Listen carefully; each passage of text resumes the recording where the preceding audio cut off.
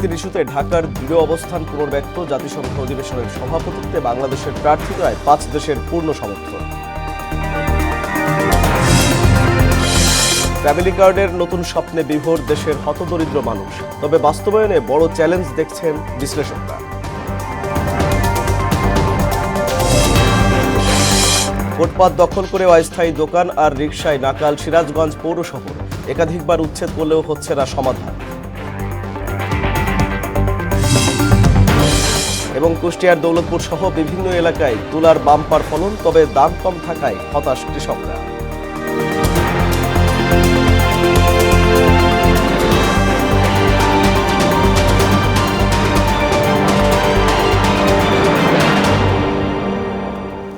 আসসালামু আলাইকুম, স্বাগত মোহনা সংবাদে। এতক্ষণ শুনছিলেন শিরোনাম, পুরো সংবাদের সঙ্গে আছি আমি আরিফুল ইসলাম। সৌদি আরবের জেদ্দায় ফিলিস্তিন ইস্যুতে অনুষ্ঠিত ওআইসি নির্বাহী কমিটির বৈঠকের ফাঁকে বাংলাদেশের পররাষ্ট্রমন্ত্রী ডক্টর খলিলুর রহমান 5 দেশের পররাষ্ট্রমন্ত্রীর সঙ্গে দ্বিপাক্ষিক বৈঠক করেছেন। বৈঠকে বাংলাদেশের ফিলিস্তিন ইস্যুতে দৃঢ় অবস্থান পুনর্ব্যক্ত করার পাশাপাশি কূটনৈতিক তৎপরতা বাড়ানোর ওপর গুরুত্বারোপ করা হয়েছে। ডক্টর খলিলুর রহমান পাকিস্তানের উপপ্রধানমন্ত্রী ইসহাক দার, সৌদি আরবের উপপররাষ্ট্রমন্ত্রী ওয়ালিদ আল খারিজি, তুরস্কের উপপররাষ্ট্রমন্ত্রী মুসা কুলাকলিকায়া, ফিলিস্তিনের পররাষ্ট্রমন্ত্রী ডক্টর ভারসেন এবং গাম্বিয়ার পররাষ্ট্রমন্ত্রী সেরিং মদু এর সঙ্গে আলাদা বৈঠক করেন। এতে ফিলিস্তিন ইস্যুতে বাংলাদেশের দৃঢ় সমর্থনকে প্রশংসা করে জাতিসংঘ সাধারণ পরিষদের 81তম অধিবেশনের সভাপতিত্ব বাংলাদেশের প্রার্থিতার প্রতি পূর্ণ সমর্থন জানানো হয়। Bangladesh remains committed to strengthening cooperation with all member states, particularly of OIC, particularly our brothers and sisters across the Muslim Ummah. We have assembled at a critical moment to express our unwavering solidarity with the oppressed people of Palestine in the face of yet another unilateral and unlawful measure by the Israeli authorities. নরসিংদীর মাধবদীতে ধর্ষণের বিচার চাওয়ায় বাবার কাছ থেকে অপহরণের পর এক কিশোরীকে হত্যার প্রধান আসামি নুরাকে গাজীপুর থেকে এবং আরেক আসামি আলীকে কিশোরগঞ্জ থেকে গ্রেফতার করেছে আইনশৃঙ্খলা বাহিনী। এর আগে এই মামলায় 5 জনকে গ্রেফতার করা হয়, তবে মূল অভিযুক্ত নুরা ধরাছোঁয়ার বাইরে ছিল।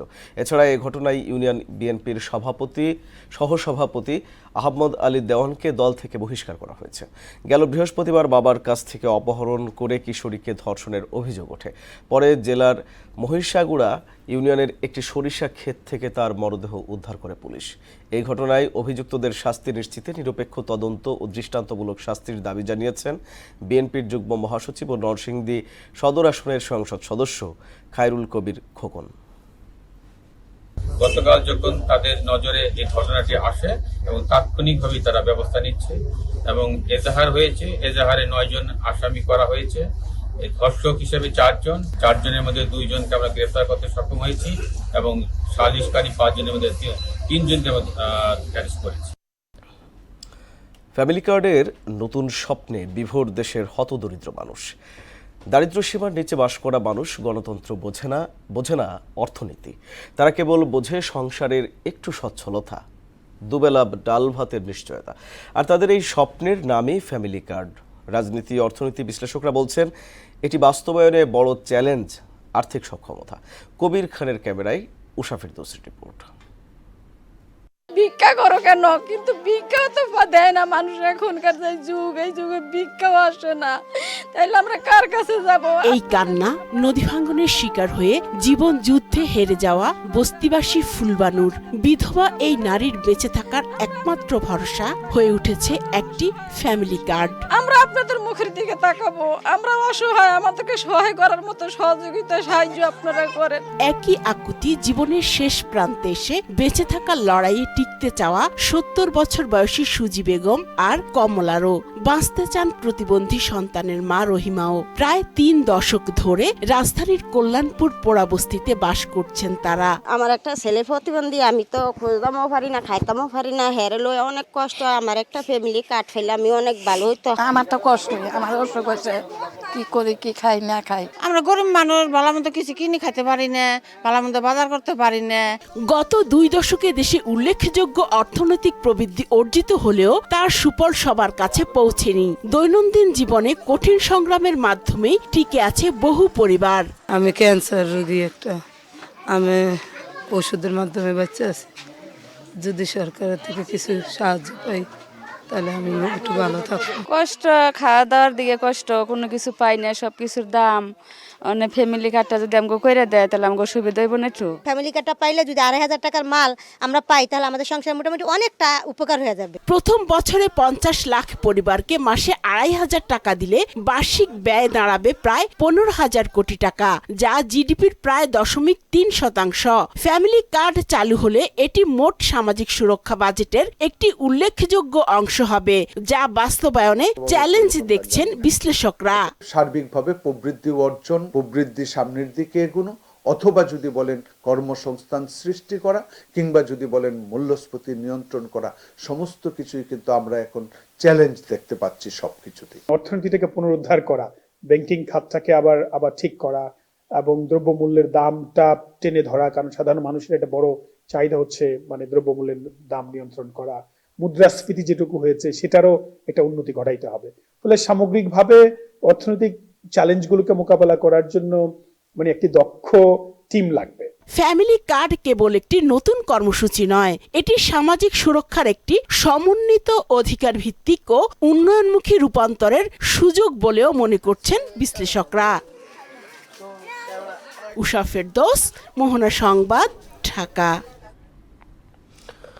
নাজুক অর্থনীতি পুনরুদ্ধারে ট্যাক্স বাড়াতে হবে বলে মন্তব্য করেছেন অর্থ ও পরিকল্পনা মন্ত্রী আমির খসরু মাহমুদ চৌধুরী। শুক্রবার বিকেলে চট্টগ্রামের পতেঙ্গা এলাকায় প্রস্তাবিত একটি সরকারি হাসপাতালের জন্য নির্ধারিত জমি পরিদর্শন শেষে সাংবাদিকদের তিনি এসব কথা বলেন। এ সময় আসন্ন বাজেটে শিক্ষা, স্বাস্থ্য ও কর্মসংস্থান খাতকে সর্বোচ্চ অগ্রাধিকার দেওয়া হবে বলেও জানান তিনি। ট্যাক্স বাড়ানোর মাধ্যমে ইনভেস্টমেন্ট বাড়াতে হবে, দেশের ভিতরে দেশের বাইরে ইনভেস্টমেন্ট বাড়াতে হবে। এর মাধ্যমেই তো একমাত্র আপনি ট্যাক্স যদি বাড়ানো যাবে। এবং কর্মসংস্থান, যেটা আমাদের আরেকটা প্রোগ্রাম, বিএনপির নির্বাচনী প্রোগ্রামের মধ্যে কর্মসংস্থান একটা বড় প্রোগ্রাম। সুতরাং ইনভেস্টমেন্ট, বিনিয়োগ না হলে, ইনভেস্টমেন্ট না হলে তো কর্মসংস্থান করতে হবে। স্থানীয় সরকার নির্বাচন যথাসময়ে অনুষ্ঠিত হবে এবং গণতন্ত্রকে প্রাতিষ্ঠানিক রূপ দিতে প্রয়োজনীয় সকল পদক্ষেপ গ্রহণ করা হবে বলে জানিয়েছেন এলজিআরডি মন্ত্রী মির্জা ফখরুল ইসলাম আলমগীর। আর নির্বাচনে জামায়াতের হক কেড়ে নেওয়া হয়েছে বলে অভিযোগ করেছেন দলটির আমির ডাক্তার শফিকুর রহমান। শুক্রবার ঠাকুরগাঁও ও সিলেটে অনুষ্ঠানে অংশ নিয়ে এসব কথা বলেন তারা। নাজমুল ইসলামের প্রতিবেদন। শুক্রবার ঠাকুরগাঁওয়ের হাজিপাড়া হাফিজিয়া মাদ্রাসার বহুতল ভবনের ভিত্তিপ্রস্তর উদ্বোধন করেন স্থানীয় সরকার, পল্লী উন্নয়ন ও সমবায় মন্ত্রী এবং বিএনপি মহাসচিব মির্জা ফখরুল ইসলাম আলমগীর। এ সময় তিনি বলেন, দীর্ঘদিন ধরে ভেঙে পড়া রাষ্ট্রীয় প্রতিষ্ঠানগুলোকে আবারও কার্যকর ও প্রাতিষ্ঠানিক রূপ দিতে কাজ করছে নতুন সরকার। নির্বাচন যথাসময়ে হবে আমরা আগ্রহ করেছি, গণতন্ত্রকে তার প্রাতিষ্ঠানিক রূপ দেওয়ার এদিকে সিলেটে এক অনুষ্ঠানে প্রধান অতিথির বক্তব্যে জামাতে ইসলামীর আমির ডক্টর শফিকুর রহমান বলেন, নির্বাচনে তাদের প্রত্যাশার প্রতিফলন হয়নি। এ নির্বাচনের মাধ্যমে জামাতে ইসলামের হক কেড়ে নেওয়া হয়েছে বলে অভিযোগ করেন তিনি। প্রত্যাশার প্রতিফলন হয় নাই, না এতে আমরা হারিয়ে যাইনি। আমরা যেখানেই যাচ্ছি লোকেরা বলে আপনারা হারেন নাই, আপনাদেরকে হারিয়ে দেওয়া হয়েছে। এই নির্বাচনের মাধ্যমে আমাদের হক কেড়ে নেওয়া হয়েছে, জাতির সামনে এটা পরিষ্কার। যদিও জামাত ইসলামের জীবনে আমাদের এই অর্জনটা সংসদীয় রাজনীতিতে এই মাপেই প্রথম। নাজমুল ইসলাম, মোহনা সংবাদ। শিক্ষা প্রতিষ্ঠানের কোনো শিক্ষক কর্তৃপক্ষের অনুমতি ছাড়া অন্য পেশায় যুক্ত থাকলে তদন্ত সাপেক্ষে তাদের বিরুদ্ধে প্রয়োজনীয় ব্যবস্থা নেওয়া হবে বলে জানিয়েছেন শিক্ষামন্ত্রী আনোয়ামা এহসানুল হক মিলন। শুক্রবার বিকেলে চাঁদপুরের কচুয়া উপজেলা পরিষদে আইন শৃঙ্খলা সংক্রান্ত সভায় যোগ দেওয়ার আগে সাংবাদিকদের প্রশ্নের জবাবে তিনি একথা বলেন। 4 মাসের মধ্যে নতুন শিক্ষক নিয়োগ প্রক্রিয়া শুরু হবে বলেও জানান তিনি। শিক্ষকতার বাইরে অন্য পেশা, এটা পারমিশন নিতে হয়। আমাদের সরকারি নিয়ম যে পারমিশন না নিলে এদের ভিতরে ইনভেস্টিগেশন হবে, আপনারা রিপোর্ট করে দেন। বিগত সরকার শিক্ষক অ্যাপয়েন্টমেন্ট দেয়নি, অ্যাপয়েন্টমেন্টের প্রসিডিউর আছে না, 2-4 মাস যেতে দেন, 2-4 মাস না, অন্তত 1 মাস যেতে দেন, তারপরে দেখবেন। রাজধানীসহ দেশের বিভিন্ন জায়গায় শুক্রবার দুপুরে ভূমিকম্প অনুভূত হয়েছে। আবহাওয়া অধিদপ্তর জানিয়েছে ভূমিকম্পের উৎপত্তিস্থল সাতক্ষীরা। রিক্টার স্কেলে ভূমিকম্পের মাত্রা 5.4 বলে জানিয়েছেন আবহাওয়া অধিদপ্তর ভূমিকম্প পর্যবেক্ষণ কেন্দ্রের আবহাওয়াবিদ ফারজানা সুলতানা। যুক্তরাষ্ট্রের ভূতাত্ত্বিক জরিপ সংস্থা USGS বলছে উৎপত্তিস্থলে ভূমিকম্পের মাত্রা ছিল 5.3। ঈদ সামনে রেখে ফুটপাত দখল করে অস্থায়ী দোকান আর রিকশায় নাকাল সিরাজগঞ্জ পৌর শহর। একাধিকবার উচ্ছেদ অভিযান চালানো হলেও কিছুদিন পরেই আবার ফিরে আসে আগের চিত্রে। বিকল্প জায়গার ব্যবস্থা করে সমস্যার স্থায়ী সমাধান করা হবে বলে জানালেন পৌর কর্তৃপক্ষ। আশরাফুল ইসলাম জয়ের প্রতিবেদন জানাচ্ছেন তাহসিন তারিন। সিরাজগঞ্জ পৌর শহরের প্রাণকেন্দ্র SS রোড দিয়ে প্রতিদিন চলাচল করে হাজারো মানুষ, কিন্তু ঈদ উল ফিতরকে সামনে রেখে ফুটপাত দখল করে অস্থায়ী দোকান বসায় পথচারীদের চলাচলের সৃষ্টি হয়েছে চরম ভোগান্তি। দ্রুত ফুটপাত দখলমুক্ত করার দাবিও জানান পথচারীরা। ঈদ উৎসব বা কোনো উৎসবকে কেন্দ্র করে যখন মানুষজনের সমাগম হয় তখন দেখা যায় যে ফুটপাত দিয়ে মানুষজন হাঁটাচলা করা খুব অসুবিধা হয়ে পড়ে। এদিকে ঈদকে সামনে রেখে উচ্ছেদ না করে বিকল্প জায়গায় ব্যবস্থার দাবি দোকানীদের। আমরা এই ফুটপাতে করে অনেক কষ্টে জর্জরিত, রোদে বৃষ্টির বুঝি, রোদে পড়ি, বৃষ্টির ভিজি, তো আমরা এই কষ্ট করে জীবন যাপন করি। যে কোনো জায়গায় যদি একটু স্থায়ী একটু অবস্থান করে দেয় তাহলে আমরা ওই জায়গায় যাই দোকানদারি করতে পারবো। পৌরসভার সঙ্গে আলোচনা করে বিকল্প জায়গার ব্যবস্থা করে দেওয়ার উদ্যোগ নেওয়া হবে বলে জানান এই ব্যবসায়ী নেতা। ইতিমধ্যেই পৌরসভাকে বলে দেওয়া হয়েছে, পৌরসভা লিস্ট করেছেন যে ফুটপাতে কারা দোকান করে, তাদের লিস্ট অনুযায়ী একটি জায়গা সিলেকশন করা হয়েছে। এদিকে উচ্ছেদ অভিযান অব্যাহত আছে জানিয়ে পৌর সচিব বললেন, অভিযানের পাশাপাশি যারা ফুটপাতে দোকান করছেন তাদের জন্য নির্ধারিত স্থানে ব্যবস্থা করে স্থায়ী সমাধান করা হবে। আমরা চাই সিরাজগঞ্জ শহর হকার মুক্ত হবে এবং সিরাজগঞ্জ শহরের সর্বস্তরের জনগণ তাদের চলাচলের পথ সুগম হবে। ঈদকে সামনে রেখে ব্যবসার প্রসার যেমন বেড়েছে তেমনি বেড়েছে জনদুর্ভোগও। তাহসিন তারিন, মোহনা সংবাদ। কুষ্টিয়ার দৌলতপুর সহ বিভিন্ন এলাকায় এবার সাদা সোনা বা তুলার বাম্পার ফলন হয়েছে। তবে গত বছরের তুলনায় দাম কম থাকায় কৃষকদের মাঝে দেখা দিয়েছে ক্ষোভ ও হতাশা। কুষ্টিয়া জোনে কৃষি প্রণোদনা বৃদ্ধির উদ্যোগ নেওয়ার কথা জানায় তুলা উন্নয়ন বোর্ড। মানজারুল ইসলামের প্রতিবেদন জানাচ্ছেন মাহমুদা আক্তার। চলতি বছর কুষ্টিয়ার দৌলতপুর সহ বিভিন্ন এলাকায় তুলার বাম্পার ফলন হয়েছে। বিভিন্ন স্থানে বসেছে তুলার হাট, শুরু হয়েছে কেনাবেচা। মৌসুমী এসব হাটে তুলা বিক্রি করতে আসেন স্থানীয় চাষিরা, আর দেশের বিভিন্ন প্রান্ত থেকে মিলাররা ছুটে আসেন তুলা কিনতে। কুষ্টিয়ার বিভিন্ন উপজেলায় এবার তুলা চাষের পরিমাণ বেড়েছে। বিঘা প্রতি 15 থেকে 16 মণ পর্যন্ত উৎপাদন হয়েছে।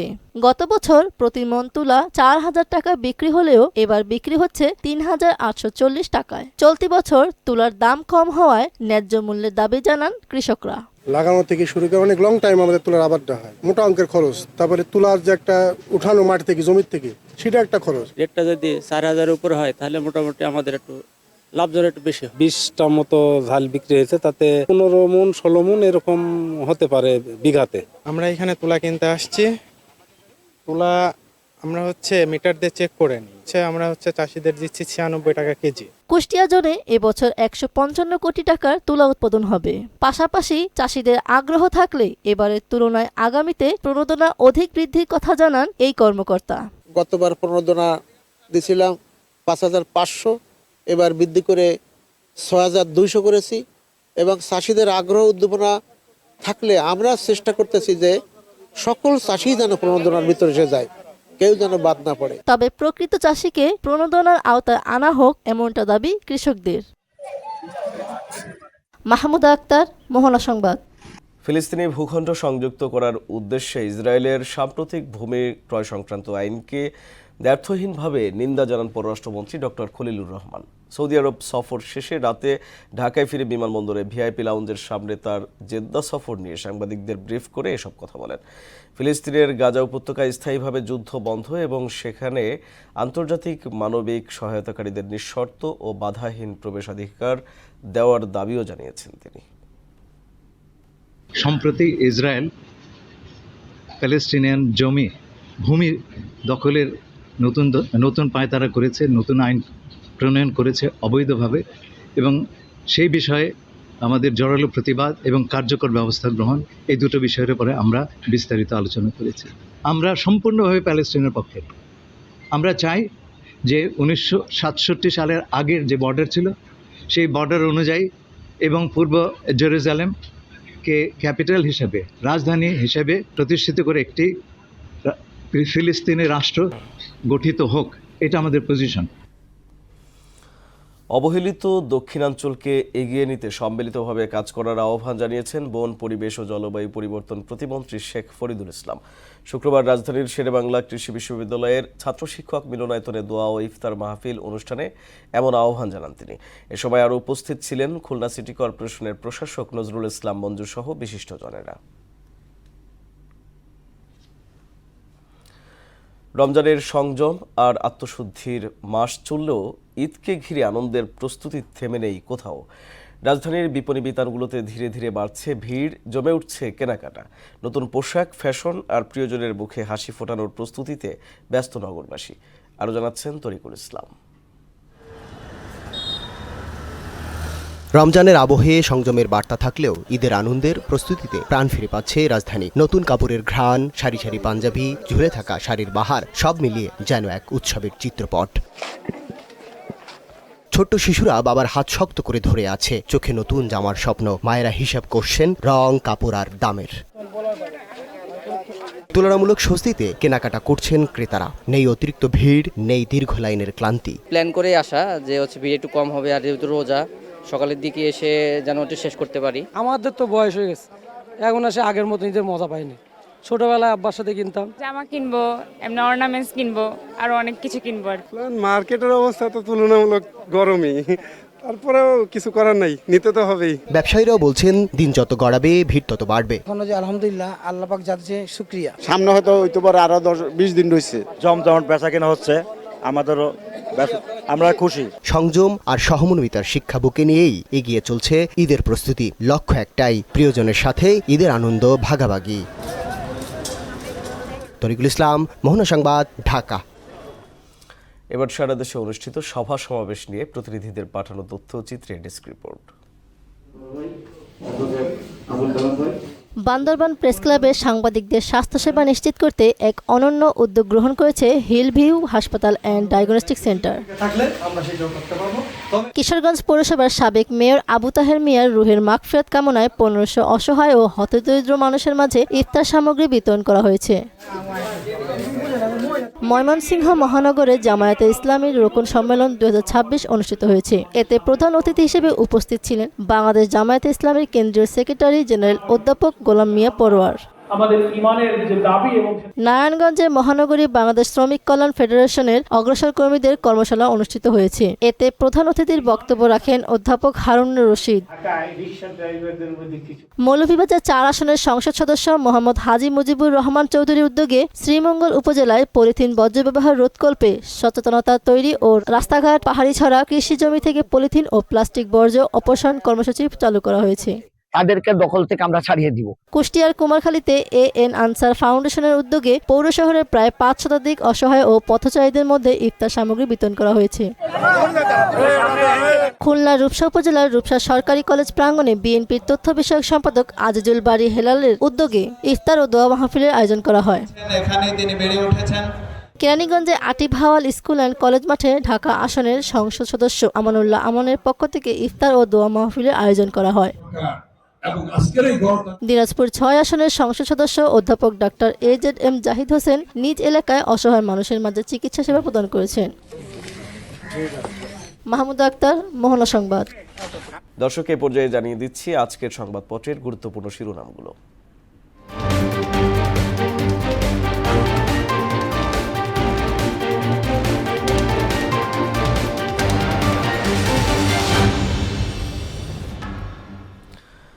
শুরুতে আমার হাতে আছে প্রথম আলো শিরোনাম করেছে আজকে, কাবুলে পাকিস্তানের বিমান হামলা, সীমান্তে গোলাগুলি, অনেক হতাহত।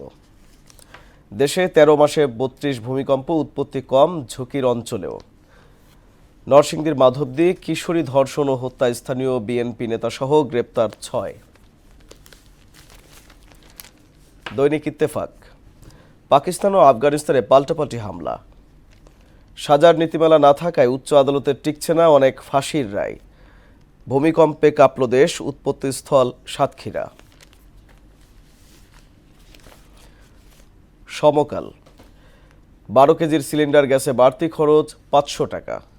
বড় সংঘাতে পাকিস্তান আফগানিস্তান। সালিশে এলাকা ছাড়ার রায় দেন বিএনপি নেতা। নরসিংদীতে ধর্ষণ হত্যা। বাংলাদেশ প্রতিদিন, শঙ্কা বাড়াচ্ছে ভূমিকম্প। আইনশৃঙ্খলায় ফের উদ্বেগ। জুমার নামাজ শেষে শিশুদের সঙ্গে তারেক রহমান। যুগান্তর, সরকারের প্রতি বিশ্লেষকদের পরামর্শ, শুরুটা দারুণ, তবুও সতর্ক থাকতে হবে। পাকিস্তান আফগানিস্তান যুদ্ধ, 274 আফগান ও 55 পাক সেনা নিহত।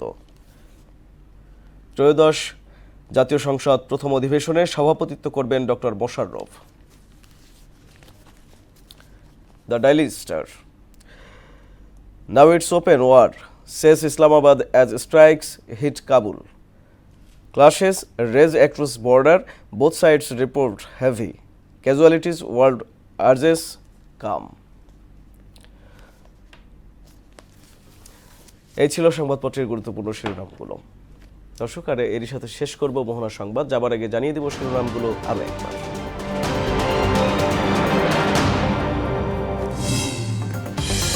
ফিলিস্তিন ইস্যুতে ঢাকার দৃঢ় অবস্থান পুনর্ব্যক্ত। জাতিসংঘ অধিবেশনের সভাপতিত্বে বাংলাদেশের প্রার্থিতায় 5 দেশের পূর্ণ সমর্থন। ফ্যামিলি কার্ডের নতুন স্বপ্নে বিভোর দেশের হতদরিদ্র মানুষ, তবে বাস্তবায়নে বড় চ্যালেঞ্জ দেখছেন বিশ্লেষকরা।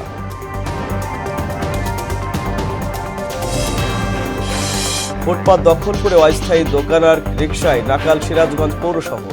একাধিকবার উচ্ছেদ করলেও হচ্ছে না সমাধান। এবং কুষ্টিয়ার দৌলতপুর সহ বিভিন্ন এলাকায় তুলার বাম্পার ফলন, তবে দাম কম থাকায় হতাশ কৃষকরা।